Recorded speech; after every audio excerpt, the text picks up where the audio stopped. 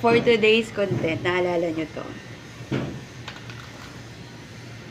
Nabarang na natin siya. So, kanina, nag-umpisa na ako. Yung agnas na wala na.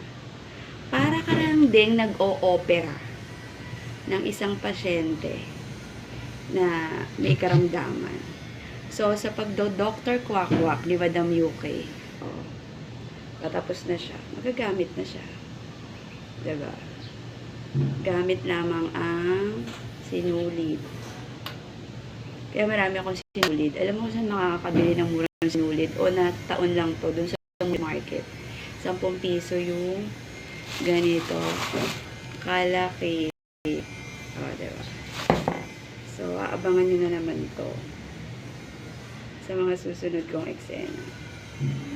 Diba? Wala ni Agnes niya. Kasi it's a long dress. To. Tapos, as in, ang dami niya ng agnas. So, you cut it out. Yung kinat mo, ilalagay mo sa part na may agnas. So, pwede mo na siya project. Diba?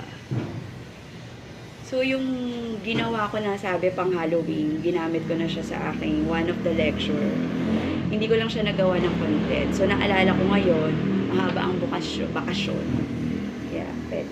Keep yourself busy. Maging busy ka sa sarili mo. Oo. Para you gain self-confidence. You're self-confident. No? Para hindi ka busy sa iba. Diba? Bye.